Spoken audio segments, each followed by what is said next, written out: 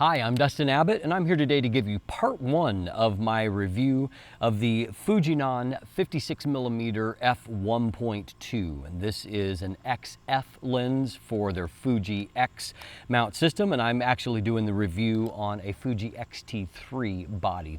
So of course, the Fujinon 56mm F1.2 is one of the most popular portrait options on the Fuji system, and we'll see why as we explore in this next review. At the same time, it is a lens that on some ways is showing its age a bit, and so I'll highlight both of those things. Now in this case, I am not reviewing the more expensive version that has an APD filter on it, and so if you're interested in that lens, that's another review for another time. So first of all, what we'll do is we're going to jump in and let's take a look at the build and the design of this particular lens and then see how it compares in its size, its features to maybe some comparable lenses, what features are there, what's missing. Let's jump in, let's take a look. So included we have a fairly deep lens hood. This is nothing remarkable about it. It's fairly cheap plastics, and it does have a ribbed interior. The lens construction itself, however, is very nice, and Fuji definitely makes some nice feeling, nicely built primes. Really good front look to the lens, which I'm always happy about. I like the way that I just like, it's kind of a classic presentation that's a little bit Zeiss-like, and so anyway, I'm a fan of it. What you find up front is we have a 62mm front filter thread, which is not a particularly common one. So there's probably a pretty good chance you're not going to be sharing filters unless you're using a step-up ring to do so. Now, what we find here is that this lens is what I would call a fairly compact lens, particularly when you consider that it is, basically the equivalent of an 85mm lens, 56mm with the crop factor, 1.5 times crop factor of the X mount is going to come out to about 84mm. And so, for example here, I actually have for Sony another mirrorless system. This is a Viltrox 85mm f1.8, full frame lens. And so you can see that as far as the actual physical comps, it is a drastically smaller lens on the Fuji side. Now, if you're familiar with all of Fuji's kind of designations that they have got, this only has one of them really, and that is an R that refers to the aperture ring that is there. So what we don't see, kind of the two things to look for is WR, which would refer to being weather resistant, and so there is no weather resistance on this lens. What's also missing is the LM, or linear motors, which in my experience makes a pretty huge difference in the overall focus speed, quietness, and confidence of focus when they are so equipped. And so this lens does not benefit from kind of the two killer features that can be on these Fuji lenses. So in terms of the physical characteristics here, this lens weighs in at 14.3 ounces or 405 grams. And so it's not heavy in an absolute sense, but it definitely has some density due to the fact that it's got a lot of glass in there, being an f1.2 lens. The lens itself is 2.88 inches in diameter. That's 73.2 millimeters. It is also 2.74 inches in length, or 69.7 millimeters. Inside, we've got 7 rounded aperture blades, and so that helps to keep a circular shape when the lens is stopped down. Now, one characteristic that this lens does not shine at all is in its minimum focus distance. The lens can only focus down to 2.3 feet or 70 centimeters, where it has a fairly abysmally low 0.9 times magnification, which is, even below kind of the standard, on an 85mm on full frame. Most of them have fairly poor magnification, and it's usually anywhere between 0.12 times through the best being about 0.14 times. So at 0.09 times, it is just unusually low, and so don't plan on this being a pseudo macro lens for you, because that kind of performance is extremely poor. The focus ring is tightly ribbed, all in metal here, as is, most of the construction here is metal. It moves smoothly, but remember, this is a focus by wire system, and so any kind of input right now is doing nothing. You can just turn endlessly, but whether it requires the lens to be on, mounted on the camera body itself, the camera to be powered on, and then to be in the appropriate mode, and then and only then will focus input actually move and change focus. And so you can, on Fuji, you can set up to move in a linear fashion. However, you're going to find that you're going to need a lot of rotations if you're going to make a major focus change. And so this is not a system designed for making fast focus changes. It's for making small and precise focus changes. So at the end of the day, it works better as an autofocus lens, unsurprisingly. Aperture ring, it will allow you to move in 1/3 stop to tenths, and it works well. Again, like the focus ring, however, the aperture ring will only affect the aperture itself if and when the lens is attached and powered on. And so it is also a by-wire or electronic system. So as you can see, as for what is there, lots of good stuff there in terms of the old basic build of the design. It functionally works quite well. However, kind of the primary things that we are missing is that it does not have that preferred focus motor in it. It doesn't have the linear motors, and so as we're going to see in part 2, autofocus, it's okay, but it is a little bit cruder as a result. And what is also missing here is any kind of weather resistance, weather sealing that would help you to have a little bit more confidence using this lens in inclement weather. And of course, now that we've got bodies like the X-T3 that have a pretty good degree of weather sealing, that omission is something that, you might miss in certain situations. Your mileage might vary. If you're more of a studio portrait photographer, then you won't miss it at all. But if you tend to shoot more outside and sometimes in inclement weather, you might miss that as a part of that. So let's start to explore the overall image quality today. And what we'll do as a part of this episode is we'll look at the basic sharpness, contrast, and the bokeh a little bit. And so let's jump in and let's take a look at that and see what we've got. So first of all, I don't actually see any way to turn any kind of embedded profile on or off here in Adobe, at least for a raw file. So if there is correction there, it is correction that is happening kind of underneath the hood, and I don't have any way to turn it off. And so I'm just going to assess what I see. And what I see is that there is basically no real noticeable distortion that's taking place. Here along the top line, I see maybe the slightest degree of barrel distortion, but I don't think it's any kind of significant factor. As far as the illumination across the frame, it seems fairly consistent. And so anyway, the end result is just fine here. Now, if we look towards the center of the frame, we find that even at f1.2, there is a pretty decent amount of resolution. However, contrast isn't over the top here. If we look towards the corner of the frame, we find that the sharpness profile starts to fall off about 3/4 of the way out, and so you have differing degrees of softness as you move towards the corner of the frame, with the sharpness profile extending to about this zone right here. So looking at a few real-world images here, if we look in close at a pixel level, we see that really center sharpness in this frame, which is, we're fairly close to center on this. It looks quite good. Contrast isn't too bad, really. There's a little bit of haze that you can see around textures, but of course depth of field is also fairly small. In this case, if we look in at our subject, we can see that once again, there's definitely a usable amount of sharpness and contrast. It's definitely not off the charts or biting in any way. But what we also see is that the fall off towards defocus is really soft and smooth. Definitely a strength for this lens. Now in this case, also f1.2, our focus is a little more off to the side. And so you can see as we look at this kind of more industrial kind of texture that you can definitely see some of the lower contrast that is there. And that's probably truer because it's towards the edge of the frame.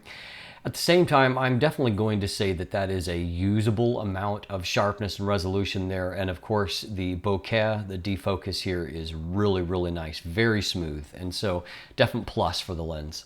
So if we stop down to f1.4, first thing we see is we do see a little bit more of an even illumination across the frame, and so definitely some positives there. Looking in the center of the frame, there is a little bit of increased contrast that you can see there. Resolution is ever so slightly but picked up, but more than anything, it's increased contrast. If we look towards the edge of the frame, we see some improvement. Let's look up at the top. Top looks a little bit better. So we can see that it's more in the center that we're seeing a marked improvement. We don't see as much out towards the periphery. What we do find in real world shooting, however, is that, here at f1.4, and composed more towards the side, definitely towards the side, we have got not only nice looking contrast and sharpness on this image, I also think that the color is very nice and rich. And again, we have very nice bokeh rendering. Here in this image here, focused off towards the upper corner, we've got okay sharpness and resolution. It's not bad, it's not, popping, but what we also have is a rich color and definitely very nice defocus region there beyond. And so the overall image has, I think, a really pleasing look globally. Now here also is a little bit more of a challenging image where our bokeh is more of the foreground variety. And you can see it's not quite as smooth in the foreground as what it was falling away into the background. But also if we look up here into this zone of what's in focus, center of the frame, our contrast looks pretty decent, definitely usable amount there in the middle. So if we stop on down to f2, in the center of the frame, we can see very, very sharp and crisp now. And it shows you just, how much of improvement has been made from f1.4 to f2. And if we look towards the corner of the frame, we're still not seeing that sharpness extend right out into the corners, but what we can see is improving resolution and contrast that is creeping that direction. In this case, the actual image is shot at f1.4, not f2, but what we can also see looking in at a pixel level is that it's really sharp and crisp, even at f1.8. Background is still nicely soft and diffused, and so now we're up into the zone to where I would say our contrast and sharpness is really starting to pick up, and you can definitely see a difference. So if we move on to f2.8, we can see a little bit of further improvement in the center of the frame. You can just see, particularly in the contrast, that contrast is really picking up. Moving off towards the corners, corners are starting to look better, starting to look okay now.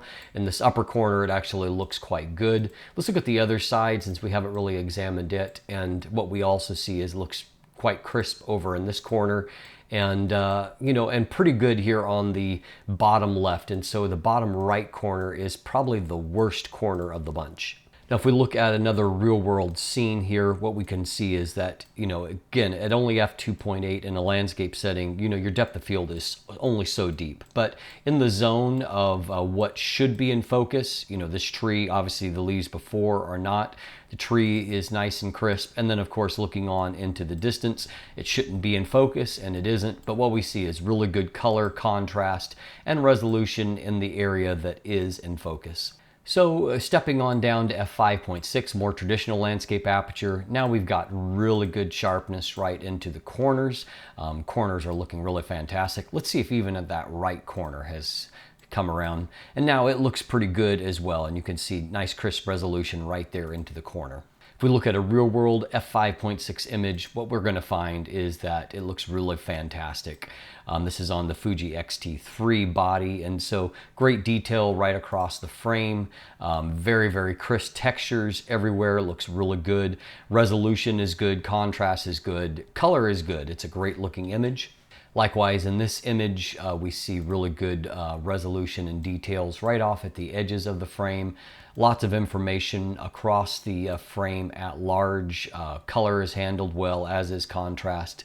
It's actually quite a nice landscape lens when it's stopped down. Also at f5.6, kind of a more unique kind of setting, but I thought that it delivered a really beautiful result here in this kind of setting with really nice color, and then the handling of all the light through the trees is really quite beautiful.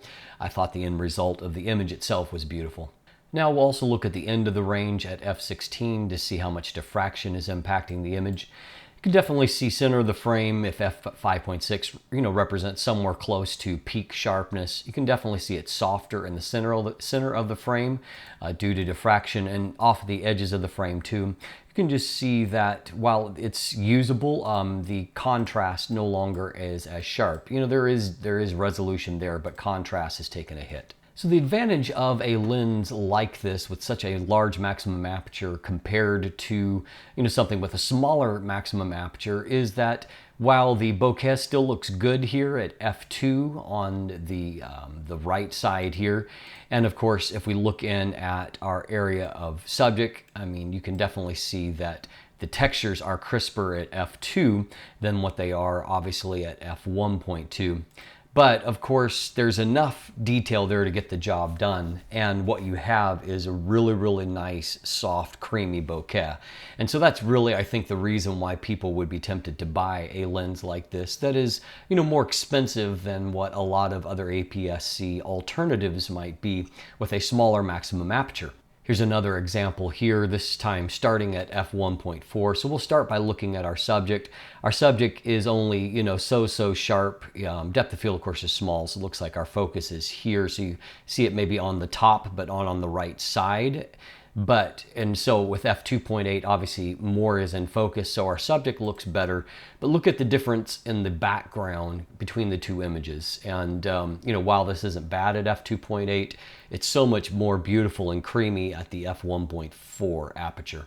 So let's look a little bit at how the lens handles flare. And so right now I've got the sun just slightly out of the frame. You can see there is a little bit of a ghosting artifact that is leaking in here.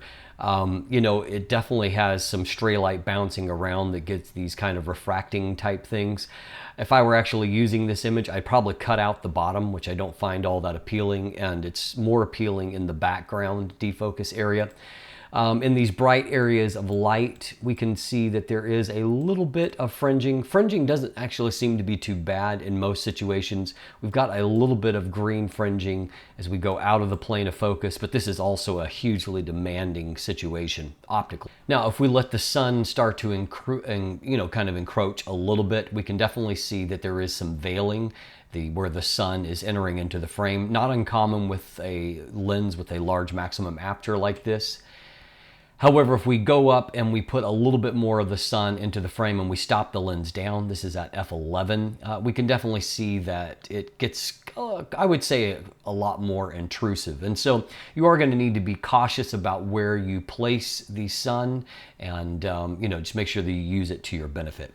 So as you can see, there's a lot of good things here, and we'll explore it a little bit more how these factors apply when it comes to portraits in our final episode, part 2 of this review. What you can see that is very true here is that aperture plays a big role in the overall look of images. And so if you're shooting at f1.2, there's a little bit less contrast, but you have a beautifully soft, creamy background. Stop down a bit and the bokeh actually stays pretty good, but your contrast starts to boost up. And so we'll see in our second episode, our part 2 of the review, how all of those factors, maybe come into play when you're shooting portraits. So you'll want to stay tuned for that as a part of that. Now, one thing I will say is that the lens is flare prone. And as you can see from these videos, it's really flare prone if you put the sun right into the frame. So that's one thing you definitely want to look out for. Definitely utilize the lens hood, but know that even with the lens hood on, if the sun is right in the frame or another bright light source, you very likely are going to have some flare effects as a part of that. So stay tuned for part 2, which will be coming to you next week, and we'll wrap everything up. We'll look a little closer at autofocus in that. We'll look at it for portraits, and we'll look at it also for video in terms of the AF there, so stay tuned for that. In the meantime, you can look at the description down below, and there are buying links, as well as linkage to an image gallery if you'd like to go and look at more photos. Beyond that, there's also linkage to follow me on social media, to become a patron, to sign up for my newsletter, and if you haven't already, please click that subscribe button. Thanks for watching. Have a great day.